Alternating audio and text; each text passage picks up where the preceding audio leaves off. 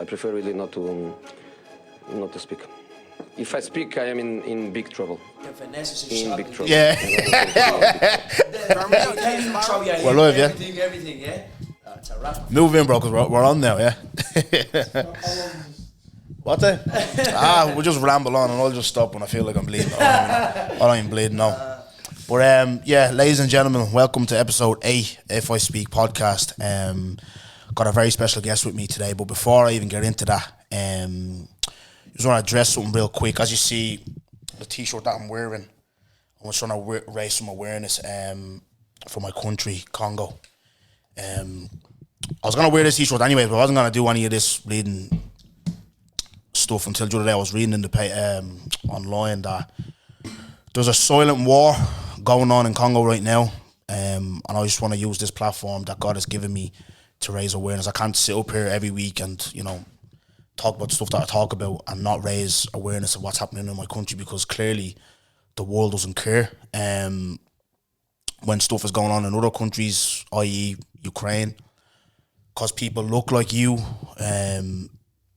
You have the empathy, and the last episode of War Free Palestine short, them too, there's people struggling there as well. So I'm just trying to raise awareness. Now, look, I'm not saying it's not Dano's fault from Darndale that he doesn't know what's going on in Congo.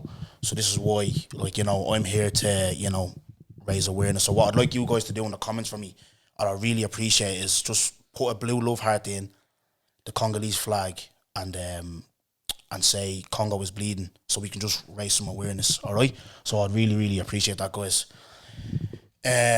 So yeah, without further ado, introducing my guest. As you can see, 5 fans, got the Clown Warriors belt, Clown Wars Cage Combat belt. My guest here, bless Wedi. What's the story, brother? You alright? How are you keeping, man? I'm well, good. Thank you for having me, as I was saying a minute ago.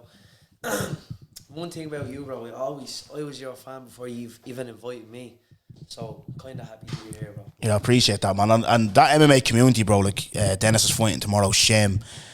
B Money, he was supposed to be here, but he's caught up. But yeah, no, I fuck with you guys, man. I remember the first time I seen you was outside, what was it? Subway in town, wasn't it? Yeah, and you were just vibing away, and I seen you on Instagram live there with Fans View MMA. Yeah. So I said, nah, let me get this fella on, man, because you're a character as well. So, and I want you to just, what I like to do is go to the very start. So talk to me about your family life, where you grew up, and then walk away up to your career and what you're at now and stuff. So yeah, so the floor is yours. I was born in Eritrea. Yeah. Born, raised by a good family. Obviously, my parents died at a very young age. I would have been 3, and then I moved into with my auntie. So my auntie looked after me very well. Of course, the fighting spirit I've always had since a young age I was fighting with anybody. You know what I mean? But it got me in trouble sometimes. But my auntie done a great job raising me, because I didn't have a family. Obviously, she was like a family to me, and that's why I take the pride, because she was responsible and she made me grow up to who I am right now. That's why I have the passion to keep going and hopefully make that UFC. I get that, and I didn't even know, bro. And like I said, this when you if you watch the pod, this has been a very season 1 was very ranty and stuff. But I'm actually getting people's stories, and people are really opening up. So I'm glad. This is what I want, boys and girls. Anyone that comes on, if you feel comfortable, anyways, is to share your stories, because like I said, this is we can have a laugh and stuff, but this is also to inspire, to motivate. You know what I mean? So, a question to you I want to ask, because my girlfriend also as well, she lost her parents very young. And, she's been fighting her whole life. And we're going to transition into your fighting. But how tough was it growing up, with no parents, and stuff like that? Well, obviously, it's very tough. It's trauma. Yeah. But my auntie was like my family, like my dad and my mother, Yeah. She raised me like that. So that's why I feel like there's a big responsibility on my back. Although she just wants me to be an average man, be safe, be always, just, live the normal lifestyle, work 9 to 5 and just come home safe. That's what she wants me. But of course, the fighter's mentality. I want to make her happy, and that's why I have started with passion and still am keeping going, and hopefully, thank God, and I'm so blessed to be where I am right now. Yeah. And long may it begin. 100%. And talk to me, school, bro. Like, what was school like? Like, you asked me earlier, was that any fighting me? We'll swap stories. I had a couple of scraps in school, but what was school like? Were you always in trouble and stuff? And like, because obviously we're fighting. Like, a lot of times you hear people, they go into the gym for discipline because obviously they're getting in trouble and all. What was that like for you, like growing up in school, on the streets and stuff? Like any other kid, I was completely different. You know, if you were coming to a different country, like, nope, I'm not saying like they're racist Irish people are. But Yeah. if you're coming as a different, you know, tourist or whatever, you're obviously you're gonna be unique, and I was unique. Yeah. So people, you know, they felt like they could talk to me anyhow they want. I just wasn't letting that happen every single time. Don't get me wrong, I got battered a few times. Oh, stop. So yeah, bullying was what made me think about I need to defend myself somehow. And when I can do that, then I'll be a successful man just in life, you know what I mean? Yeah. But they just took me in a journey where I can't even get out of now. Yeah. So what was like, see, with like, obviously, like, because with me, bro, yeah, like, I remember my transition into the gym, not like boxing gym or fighting gym, it was just like the gym itself. It was like, obviously playing football at 17, you get to train with the senior team. Now, I'm obviously quite strong playing ball. I don't really get shrugged off the ball, but it was when, like, you're playing with men and I'm getting pushed around. And I was just like, fuck. That's when I was like, right, fuck that. I'm going into the gym, I want to beef up, you know? What was that transition for you, like, just saying, right, I want to do this, I want to start fighting? Yeah, absolutely, man. When people are just picking on you all the time and you've no backup, you can't do much. I don't care what anyone says, it really goes into your head. So that's what made me start. And then every time I wanted to fight, I'm like, wow, it's a different fight. Like, I'm going home practicing how to box or whatever, but when it comes to a fight, someone pushes you, and straight away adrenaline begins.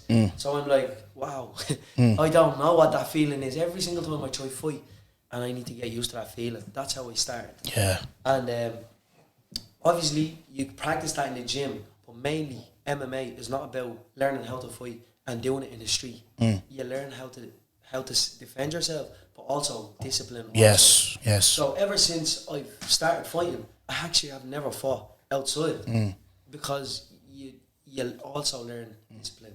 So that's the beautiful part about this game. Yeah. See, I want to ask you, I'm going to go forward a little bit, but I'm going to push back. With that, bro, yeah, MMA fighters, doesn't matter what level, yeah, use our hands are classed as weapons. Is that true? Absolutely, yeah. So, see, on a night out when someone tries you, how hard is it knowing in your head, okay, I need to just chill out, because if I do something to him, doesn't matter what he done to me, I'm the one getting charged. Yeah. So what's that like? What's that adaptation like? It can be hard, especially after I have a few gargles. Yeah, definitely. you love a night out. You know what I mean? Yeah, a few gargles. It can be hard. Again, it's all about maintaining composure at all times, man. Yeah. You can't let your emotion, move in. You can't let your emotion choose, and pick. So I think, once you discipline yourself, it's all good. And because if you let it go, it can get you in trouble also. You don't know. It's not MMA outside. Someone could have a knife. Yeah. And now it's a wrap. Yeah. Your MMA career or boxing career, whatever career you're doing, it's a wrap. So I feel like maintaining composure at all times is key. Do you have that perception of you guys that you guys are just, fighters, like bullies at times? People think that about you. Yes, we get that a lot. What do you do, MMA? Jesus Christ, you know what I mean? It's like straight away they look at you in a bad way, but it's actually a sport. It's not. We're not there to try to kill everyone, that kind of way. It's a rough sport. Don't get me wrong, but it's good for self-defense and also your lifestyle. You know what I mean? Look at me, mate. Do I look any unhealthy? No. And Conor McGregor said that.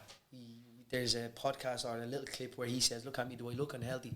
And it's the right way, man, because we're not in our heads thinking about, oh, Jesus Christ, and we're not soft. Like it's mentally more than anything. In life, you're gonna get problems, and it's about fighting everything. If you lose to life, then it's a problem. So it's maintaining composure, as I said. Yeah, definitely, bro. Because even me, bro, yeah, look, I go out on a night out to enjoy myself. When I was single, few boards, obviously, myself, and all that stuff like that. But even with fighting, bro, you never know who does MMA or boxing. Like, do you know what I mean? That's why I always say, guys, when you're out, just go out, because you might link the wrong guy, and he might be in a badass mood, and it's a wrap. Do you know what I mean? Like, but have you known? You don't need to name names, but have you known anyone that, like, in your industry that has ever, like, on a night out, fucked some people up badly? No, definitely. Yeah. Definitely. And what was the repercussions on him? Did he lose his license or? Well, unfortunately, when people are drunk and all, they don't know what's really happening. I did see an occasion where doesn't matter, one of the people I know obviously knows how to fight. Yeah. Somebody starts on him, and it was the end of the night for the other guy. You know? Flat out, quite early. Yeah. Flat out. I'll tell you a story, bro. Right, and I was supposed to say this with my best mate Blair. We were out on a night out, and this is a true story. I said this on Where's Your Head podcast already, but funny enough, we seen McGregor. It was after the Floyd fight, and we were gonna get a picture with him. We were outside, right now. So I have my phone, bro. Yeah, he's about to come over. He put his arm around our shoulder. Don't know what happened. The security just grabs him, right, and then they bring him over to his car. I'm like, oh fuck you rats or something. I'm going mad, bro. I'm thinking like, I'm gonna get a picture. I'm gonna go home, show me missus that and that. I'm gonna show everyone, yeah. So one of his security still has that guy now, because you see him in the paper and stuff, yeah. And he was like, oh, shut your mouth or something like that to me. I go, you shut your mouth. No way, I have big lips. Like, so he goes, oh, cut your lips or something like that. I go, cut your belly, right? He goes, cut your stomach, you fat tick or something. So then he runs towards me, right? And he's about to fuck me up. So I don't care. It's stupid, but I didn't care. I said, fuck this, right? Because I had glasses on. Don't ask me where I can see it perfectly. I had glasses on. Took me watch off. I Blair about to fight security, but two other guys grabbed me, put me up against the wall, right? I swear on my 2 children, I may never see them again, yeah? All I just hear in this, like, they have me up by the neck and all, yeah? What are you gonna do? Calm yourself down, what are you gonna do? I turn around, bro, yeah? Conor McGregor is screaming in my ear, boys. I swear me ma's life. I was just thinking, right, I'm about to go out cold now in 2 minutes. But from then on, I'm just like, I've disciplined myself to the point where I'm like, I am not starting trouble on anyone, like, on a night out, because, like I said, you never know, because it's a dangerous game you lot are in, you know what I mean? Like, absolutely. But yeah, let me go back. So your introduction to the gym, bro, yeah, so what was your first time when you went in? What was that experience like for you? Do you remember? Yeah, I remember going in, Live it's in Fibsborough. I remember going in and I'm looking around, and I just thought, like, oh man, Jesus Christ, people are just boxing each other, and I'm like, how did they do that? But I'd like to learn just the safest way of doing fighting, which was jiu-jitsu at the time. Yeah. And then I just fell in love with it, the ground part of it. You're not in contact, you're not hurting anybody.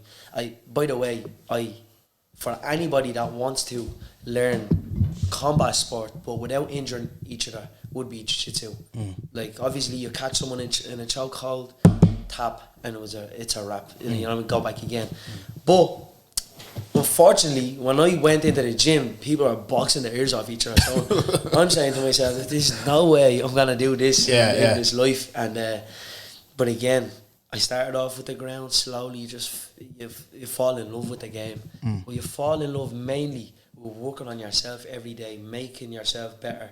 It's an inner journey. It's not really what happens there. Even in a fight, if you lose it, it's an inner journey, really. You know what I mean? How are you gonna handle the loss? You know what I mean?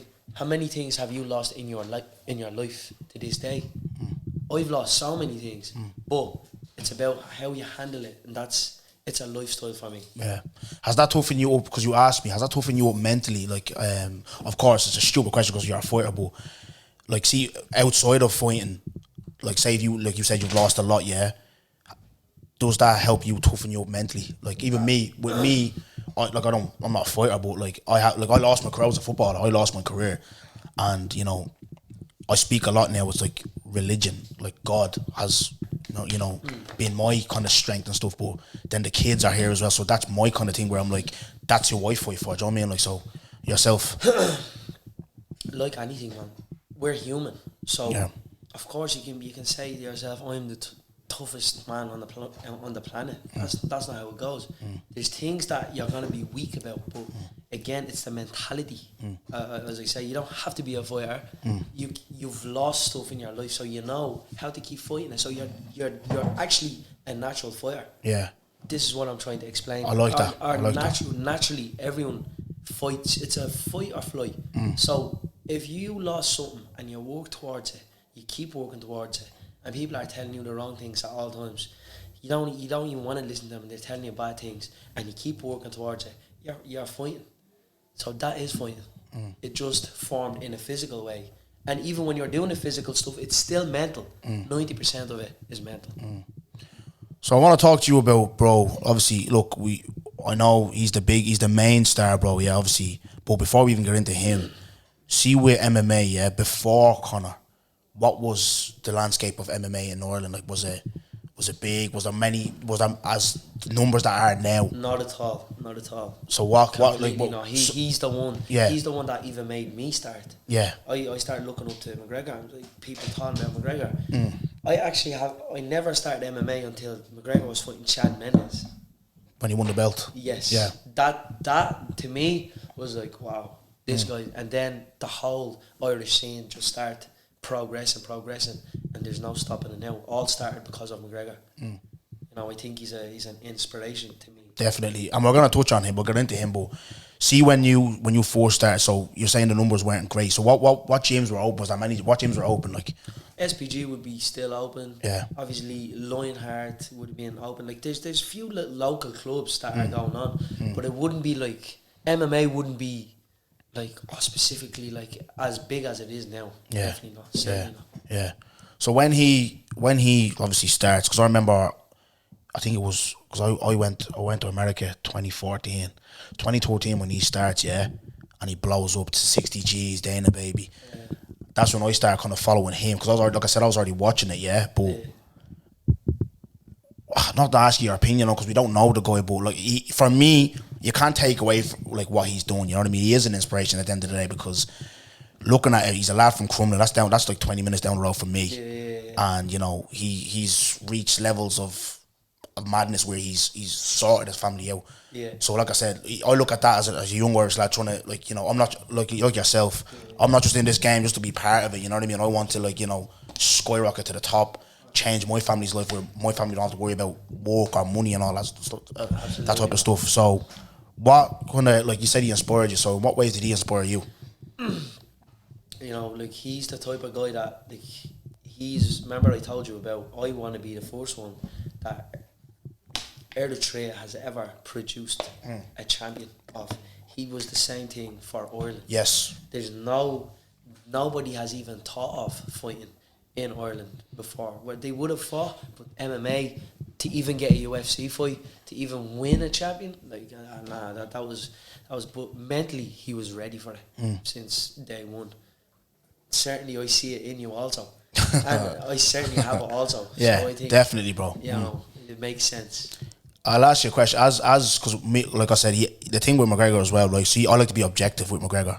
I'm not one of these, and even with like football or whatever, yeah, I support Arsenal, which is, that's why I'm wearing do-rags, not hairlines back in Congo. You know what I mean? But fucking, you know, when Arsenal fans like to do this, they'll criticise Granit Xhaka, they'll criticise Bellerin, but they won't go for the Sakas and they'll ban me. Do you know what I mean? I'm like, I don't give a fuck. Yeah. You're playing shit. Now, his career now has, like, you know, it's not going at the pace it was going at. So you looking at him as a fighter, yeah, yourself, what do you think, in your own opinion now? We're not judging him, we're not slagging him off, whatever. I don't want because these McGregor stands are mad, yeah. He can go slap someone's mad, they'll still praise the guy.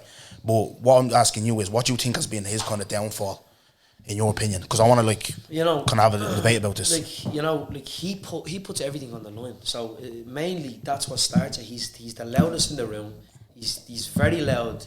He predicts everything that he's going to do. And sometimes it doesn't go your way. Sometimes it's just not your night. Sometimes so he gains a lot of haters. A lot of people say, don't be like him. Be like, you know what I mean? This is how he made his money. That's why he's getting all the numbers. This is why he can get all the numbers, and some people are still fighting in the prelims. Yeah. Again, unfortunately, you don't have to go that way, but the way that he's doing it, I can understand it also. So when he's putting everything on the line and he's losing, people are just, he's gaining more haters. So I think that's why a lot of people are saying McGregor is not this or this, you know, they'll always, but people will have, even about you, people will have something to say about your podcast, and some people will like you for who you are.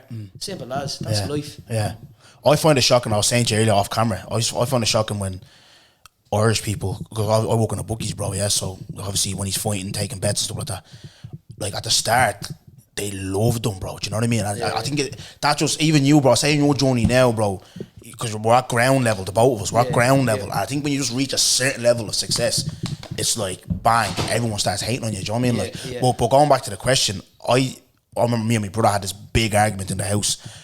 I feel, and it's hard. Like we like that level of money, bro. I don't know how. I respect him, yeah, because he has that level of success and he's still going in there fighting. Because like I said, you go through it, bro. You know what that's like. Getting punched in the face is not nice, bro. Do you know what I mean? And you have 100+ million in your account. You don't have to go up and do that. So I commend him for that. But for me, I think after the Floyd fight, the inactivity, like Khabib said on a podcast I watched, he was like, see this sport here, you can take time off and nothing else. See this, you can't be inactive and go in there and people have been training and fighting and you're inactive. Do you know what I mean? Like, yes, no, definitely. I agree with that 100%. After the Mayweather fight, do you feel like he lost his hunger? You know, you can always. I don't think he lost his hunger. Again, the inactivity, because I think he's a fighter naturally. He has a lot of money in the bank. He doesn't need to fight. No, he doesn't. I'm saying right now, if I have that money, I'm not gonna keep fighting. But of course, my mindset would be like, it's gonna be in a hunger for something, and that something is fighting. You know what I mean? He wants to fight something. I heard Israel Adesanya is one of the superstars that I actually look up to now these days. He says when I'm long gone, like when I'm finished fighting, he said he's gonna start climbing. He's gonna do something that scares him, because you get, like Anderson Silva says the same thing. Like sometimes you just can't live without it. You feel like there's something lost in your life. You know what I mean? Even you, like if everything was now perfect the way it's going, you'd feel weird. I promise you now, you'd feel like there's something is off. I don't know what it is, but you'd know what it is straight away. It's that uncomfortability. Yeah, you're spot on, bro. And I did go through that, and it's football, bro. Because like I said, obviously I took a break from this for a while, like, you know, when I was just going through the motions. Even my manager said to me the other day, because we're in here, we had Cello in here the other day, and we were after the shoot, just laugh, because obviously off-camera conversations are the best, because obviously you can say what you want. Here you can to a degree, because you know, cancel culture, cancel culture. Everyone fucking, you can't say fucking nothing these days. You know what I mean? Without people crying. You know what I mean? Like, oh, you can't have an opinion on that. Look, like if you talk about certain stuff, people can't see and stuff. You know what I mean? And I'm on the up now. I'm trying to get these sponsorships, I'm trying to get everything. You know, so you have to watch what you're saying. But we're here, and I was me again. No, because I'm back recording, but. I just feel like you talked about trauma earlier on, and I've spoken about that, like mental health and stuff like that. And I feel like you know, me growing up, not having like my dad was present, but it's like he wasn't present. You know, like in African households, how our dads are. You know what I mean? Like, and I'm a father now, and I balance it out, bro. Do you know what I mean? Where yes, I'll have that African, like, you know, style of parenting where I'm strict with my kids, don't play with me. But then I will also, when they're doing good, I'll praise them, I'll show them love, I'll take them out, and all like that. Yeah. So I go through that as well, you know. And then obviously with not playing football, you're spot on, bro. I feel like there is something missing, you know what I mean? Yes, so that this game is kind of covering for it. But then what I'll ask you as well, bro, do you ever, apart from obviously what you've been through as a kid, mentally sometimes, like away from fighting, just life in general, do you go through some stresses like that as well? Ah, yeah, 100%. That's a normal human nature. Again, I can feel bad, I can feel good, I'm still doing my thing. Yeah. That's what matters. You know, feelings are feelings. You can feel good, shit, it doesn't matter. You're still gonna do your routine. Routine is what makes you a perfectionist.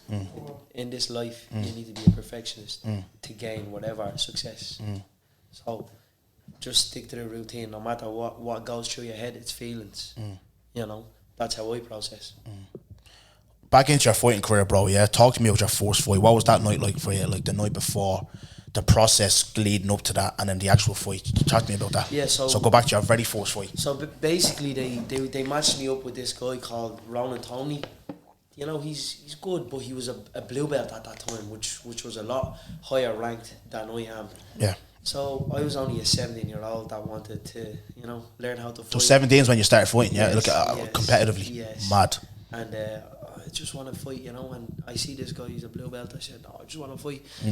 I fought him and I won in 1 minute. I submitted him in 1 minute. Okay.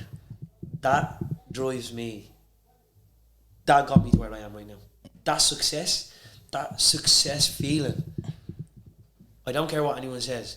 When you're fighting and you win, that feeling is different. That's why I think everyone should fight.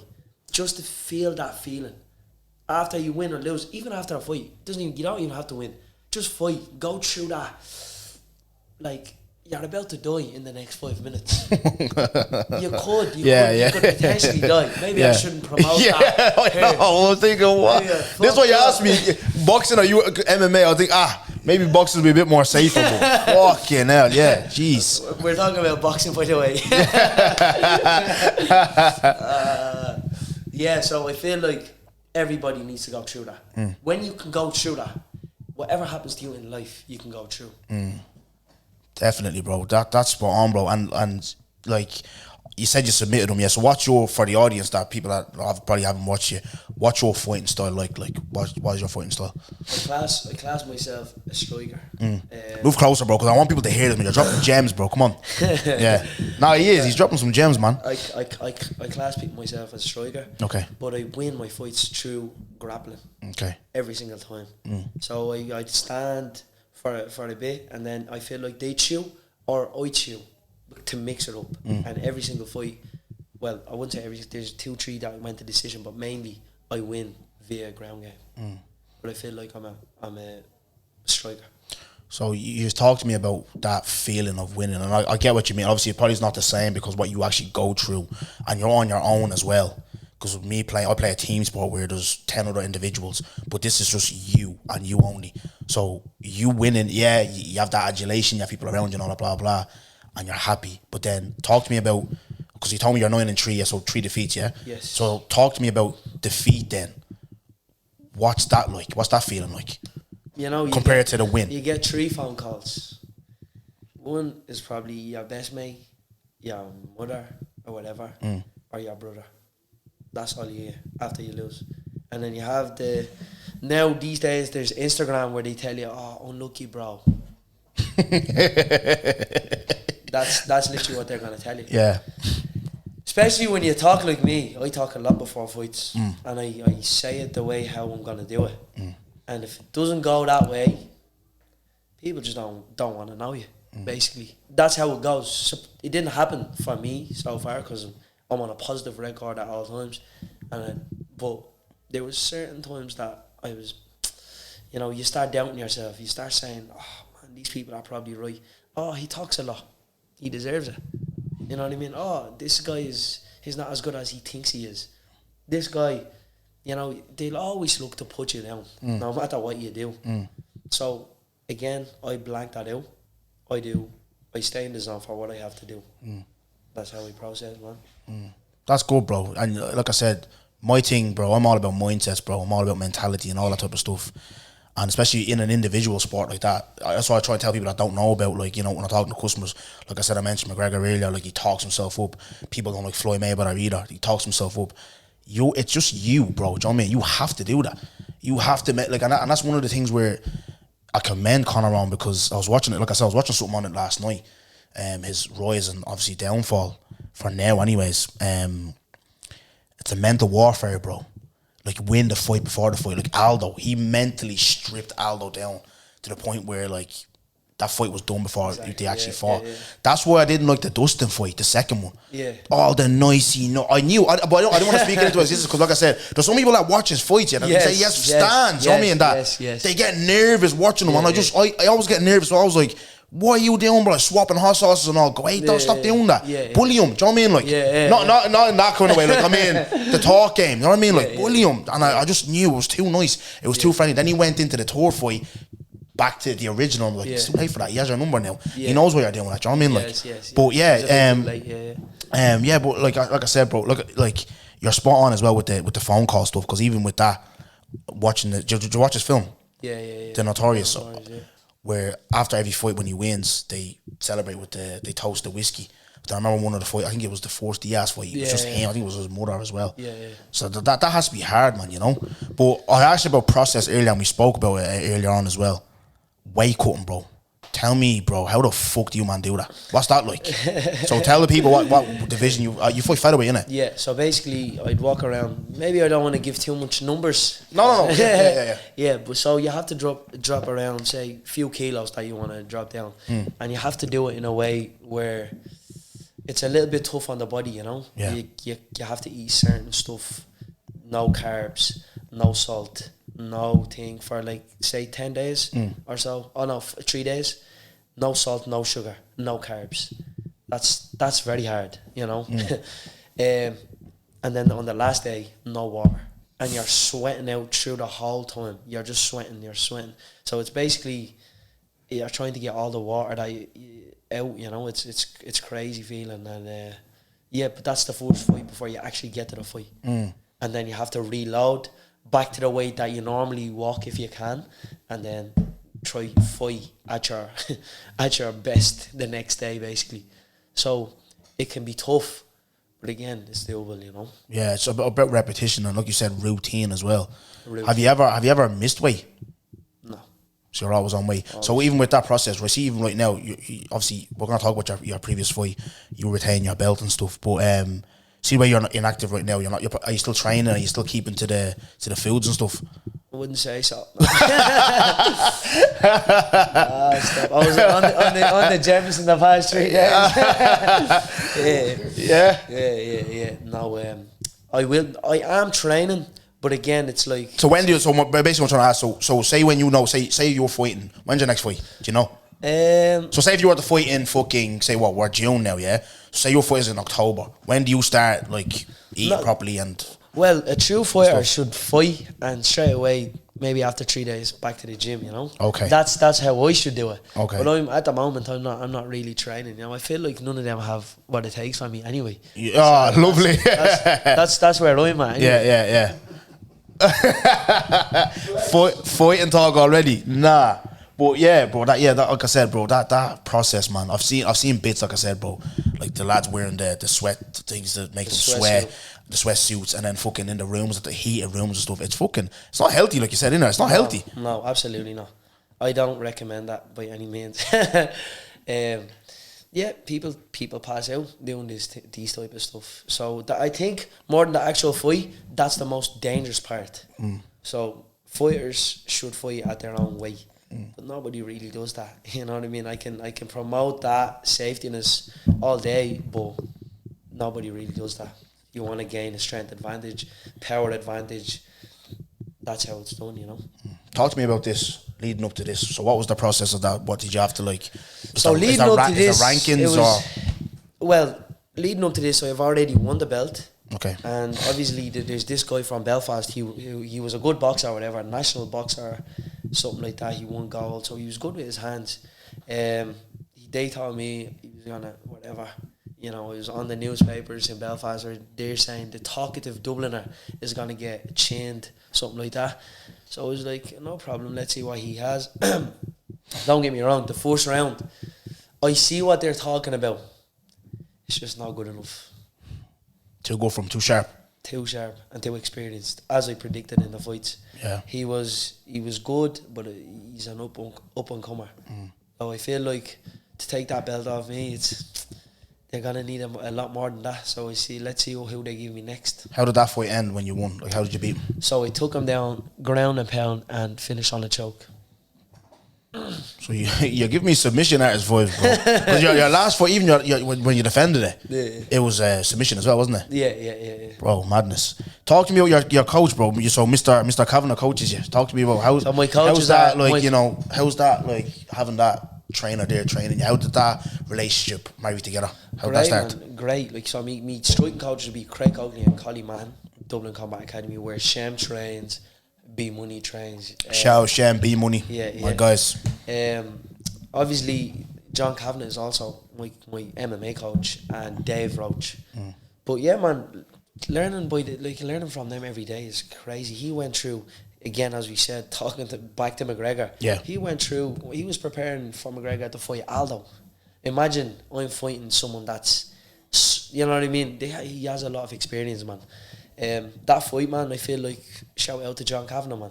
If it wasn't for him, I wouldn't have won that fight. My head was all over the place. I talked a lot, and I said I visualized it vividly, and I knew how the fight was gonna end, but the first round, my body just didn't get started. I never woke up, man. I'm the main event. All these people are watching me, but now I'm embarrassing myself. The first few shots I threw, he's slipping normally. Oh man, try and take him down? Nah, he defended it. So what happens is your body starts panicking. You're like, whoa, I don't want to lose. That's the one thing. And when you're trying to avoid something, it actually happens. So you need to accept rather than avoid. So what happened to me was, the minute that happened, I'm like, no, I can't lose. There's people watching me. I'm not talking a lot. Everyone's, bro, there's 90, after the fight, there was 90,000 people that viewed the actual post. So these people are tuning in. So I'm like, I'm not losing after talking shit. Yeah. And, but man, when you start fighting with yourself like that, instead of accepting the bad situations, everything goes PT Tong, mate, yeah? So I went back into the corner. The first thing that John Kavanagh said was, he knows how to talk to me at this stage. He says, I don't care about the first round. And I felt, the minute he said that, I felt like, wow, he doesn't care. You know what I mean? It's your brain is trickery, mate. Yeah. You need to trick it every single time. So he says, I don't care about the first round. I need to see what you're going to do this round. Let me see a bit of movement. And then he gave me a little detail. And I won the fight in 40 seconds after that, mate. So he made me feel like I'm home within the chaos. So your brain is trickery. That's why it's important, bro, to have like a good team behind you, bro, like a world class coach like Absolutely, that. man. Do you know what I mean? And obviously we're gonna talk about like your aspirations going forward. And obviously he's training someone that's an elite fighter and stuff, and you know, it can only be motivating, bro. Do you know what I mean? Like, it's like I always say, it's the people who you surround yourself around greatness, bro. That's how you're gonna go to the top. You know what I mean? You're around losers, bro. You'll become a loser. You become a loser flat out. And even on that as well, we're both from like, you know, council estates, bro. You know what I mean? Heavy stuff goes on around there. How hard is that to navigate, to get away from that? And you know, you're trying to reach here. What's that conversation like around amongst your people that you used to hang around with? Are they like, oh, you think you're too good for us? Or they naturally push you to go They there? naturally drift off, man. Yeah. The vibe and the energy that I'm going with, they can't match that anymore. Yeah. It's like going out into a bleeding like nightclub. Like say I'm going out on a Saturday, I'm looking at them talking about garbage. Like, I couldn't give a fuck about football, man. Like, they're talking about Chelsea doing that, and they're trying to make a conversation with me. I'm like, don't let me guillotine you right now. Yeah. That's what I'm How close? Does anyone see in your, that's actually a good question, does see any in your friend group, like, does no one ever try you? Like, they're like, oh, you fuck us up. Every day.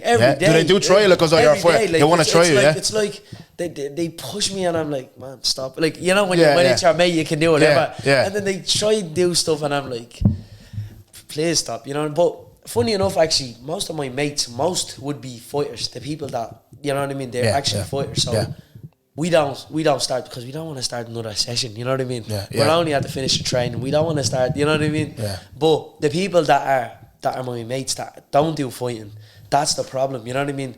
The conversation is just completely different. Like they're telling me he kicks a ball that way, and I'm like, I was like, man, you're not even listening. I'm like, yeah, I am listening to you, bro. You know what I mean? Yeah, there's no they interest drift in off naturally, bro. Yeah. Like that's it. You hang around with losers, you become a loser. You hang around with winners, you become a winner. Exactly. Shout out to my team, the blessed winners, yeah? The blessed winners. Let me ask you, bro, so UFC or Bellator or whatever, what's the next, like, obviously you're 24, yeah, young man, obviously that's the aspiration. Absolutely, yeah. What are the steps you need to take now to get up there? So what's the process for that? So basically, man, 1 or 2 fights just to kind of cement my crown. So if I defend that belt one more time, it's mine. I have to put it on the line every single time, but I win one more time and it's a wrap. It's mine. So after that, I feel like I'll have 1 or 2 fights, man. Like, so with that, I'll have 2 fights and straight to pro, because I feel like it's not for me, this amateur. There's nothing there for me no more, man. Yeah. So I'll go. I have the best team. I'm blessed enough to be in the position that I'm in. I'm getting the views that I want. So If I change that into pay-per-views, you're looking at a superstar. Because Because obviously, like I said, I know everything when it comes to football and stuff. So I think you're the first fighter I'm actually interviewing. That's it, bro. With football, 100%, bro. Come on, bro. The blessed one. But see, with football, obviously, there's scouts that come and watch it and bring it up to say Chelsea or United or whatever. Who from like, what's that process with MMA? Who comes down? My scout is John Kavanagh, bro. He has the keys for everything. Okay. And he's watching me every day training. So he's the one that be in Dana's there. So. Absolutely. So like if that is the case, and I have the best people around me. I have Craig Coakley, I have Colin Manton, I have Dan Hooker from the UFC helping me on I send, like, he's the nicest person I've ever met, me. Like, talking about inspiration, one of my inspirations would be him. I've seen a lot of celebrities in my life. Yeah. And I'm looking at them and I'm saying, wow, even to get a picture of them be very hard. Dan Hooker, I went in and he done PTs with me, like, for no money, expected nothing, just seeing a potential and just helping me. Because he's been through that way. He knows what it takes to be a fighter. So that's a type of inspiration that I'm looking at. And hopefully one day I'll become like him. 100%. And yeah, bro, you just keep going with you have the right mindset anyways, and it seems like around that you have the right team and stuff like that. So 100%, man, you just keep going. What I wanted to ask you, bro, we're going to wrap up in a few, but what I wanted to ask you is, who's Wedi outside of all of this? What do you do? What's your interests? Is there a gal around, or do you have time for a gal, or what's going on? All I think about is this. Yeah, this obsessed, about. That's all I think about. To be any good at anything, you have to be passionate about it severely. Yeah, bro. It's to a T where you can't even discuss with other people what you're thinking. That has to be your day in, day out thing to be perfect. And that's where I am right now. So literally no other stuff. It's just this every day. Don't get me wrong. You'll have your you'll go out, whatever, do whatever it takes. But at the end of the day, all doesn't make sense. Yeah, this is what makes sense. Yeah, mad, bro. That's crazy. And listen, you're dead right, because I heard, like, I was watching that thing last night, and he was saying, like, I think Van Gogh lost his mind. He was that obsessed, you know what I mean? Like, and then if it pays off, he buys his man mansion, which I'm sure he has. His missus has a car for every day of the week. That's the goal at the end of the day. But that's what, like, we're fighting for. To use the term.